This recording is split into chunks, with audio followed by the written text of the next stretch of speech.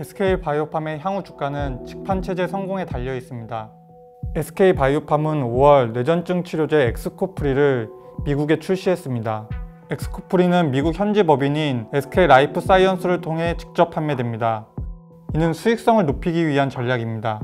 국내 제약사들이 미국 유통사에 지급하는 수수료는 약 30%에 이릅니다. 미국에서 허가를 받은 국내 신약은 슈퍼항생제 테디졸리드 등이 있으나 이번처럼 신약을 직접 판매하는 것은 SK바이오팜이 최초입니다. 미국 전역의 뇌전증을 다루는 전문의는 약 1만 명, 뇌전증 전문센터는 약 200곳이 있습니다.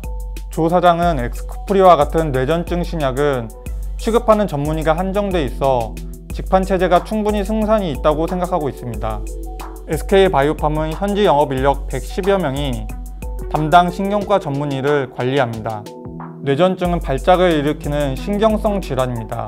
전 세계의 환자 수는 6,500만 명에 이르며 치료제 시장 규모는 약 7조 원에 이릅니다. 미국 뇌전증 치료제 시장은 2024년 약 5조 원까지 성장할 것으로 예상되고 있습니다. 조 사장은 엑스코프리로 한 해 1조 원의 매출을 내겠다는 계획을 세우고 있는데 경쟁 약품인 빈펫은 매년 약 1조 5천억 원의 매출을 내고 있습니다.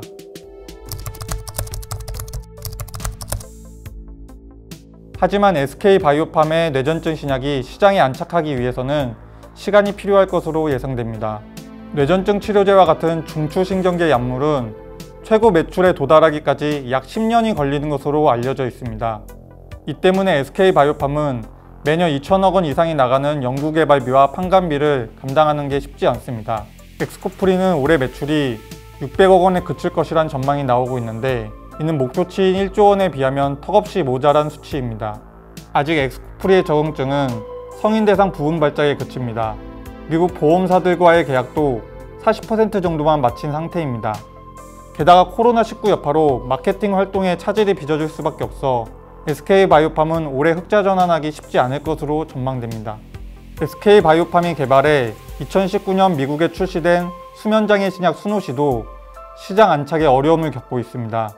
수노시의 2020년 1분기 매출은 약 24억 원으로 직전 분기보다 30%가량 감소했습니다.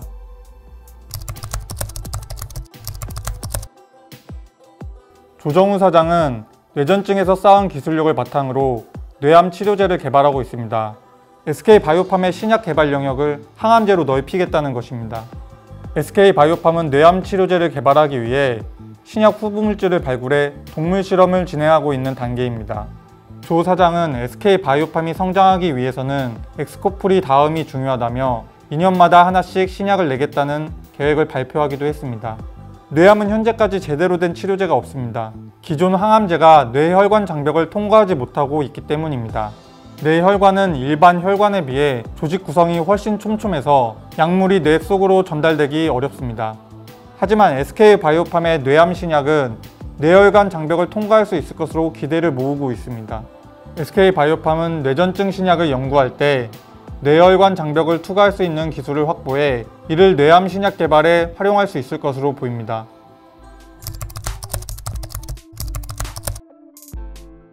SK바이오팜의 상장은 투자자들의 폭발적 관심을 이끌었습니다. 7월 2일 코스피에 상장된 SK바이오팜은 3거래일 연속으로 상한가를 기록했습니다. 공모가의 2배 가격으로 시초가가 결정된 뒤에 3거래일 연속으로 오르는 곳은 SK바이오팜이 최초입니다. 7월 6일 시가총액은 약 17조 원까지 오르며 포스코와 KB금융을 넘어서기도 했습니다. 이 때문에 우리 사주를 받은 SK바이오팜 임직원들은 많은 시세 차익을 거둘 것으로 기대하고 있습니다. 다만 우리 사주는 1년 동안 보호예수 대상으로 묶여 있어 당장 현금화할 수는 없습니다. 증권업계에서는 SK바이오팜이 삼성바이오로직스, 셀트리온과 더불어 바이오 대장주로 자리를 잡을 것이란 전망이 나오고 있습니다. 당초 증권업계에서는 SK바이오팜 기업 가치를 약 5조 원에서 10조 원으로 평가했는데 14조 원 정도로 형성돼 이를 훨씬 웃돌고 있습니다. 이는 투자자들이 SK바이오팜의 미래 성장 가치를 높게 평가했다는 의미입니다. 삼성바이오로직스와 셀트리온 시총이 40조 원 이상인 것과 비교하면 아직은 차이가 큽니다.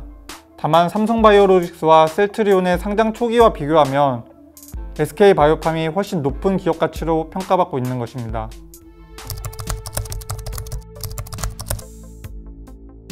일각에서는 신약 개발 위주의 SK바이오팜이 장기적으로 삼성바이오로직스, 셀트리온을 넘어설 것이라는 관측도 나오고 있습니다. SK바이오팜은 국내에서 유일하게 FDA로부터 혁신 신약 2개를 허가받았습니다. 바이오시밀러 개발과 생산이 주력인 셀트리온, 삼성바이오로직스와는 차별화된 것입니다. 신약은 특허 기간이 있습니다. SK바이오팜이 안정적으로 시장에 안착한다면 바이오시밀러를 만드는 기업보다 훨씬 가파른 실적 성장세를 보일 수 있습니다. 증권가는 SK바이오팜이 신약 허가로 바이오텍의 죽음의 능선을 통과한 만큼 기업 가치 상승을 기대해 볼 만하다고 평가하고 있습니다.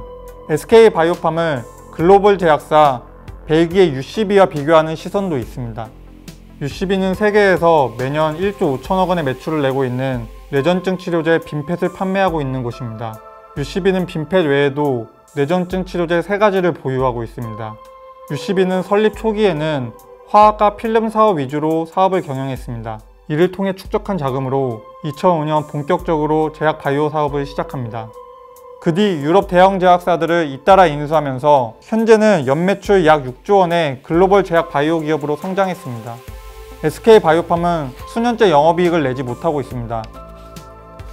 하지만 SK그룹의 전폭적인 지원을 받고 있어서 투자할 여력은 충분한 것으로 평가받고 있습니다. 조 사장도 이번 기업 공개를 통해 확보한 자금으로 제약 바이오 기업을 적극적으로 인수하겠다고 밝혔습니다. 한 증권사 리포트는 UCB는 풍부한 자금력을 바탕으로 성장해 왔는데 SK바이오팜도 이와 같은 전략을 펼칠 것으로 예상하고 있습니다.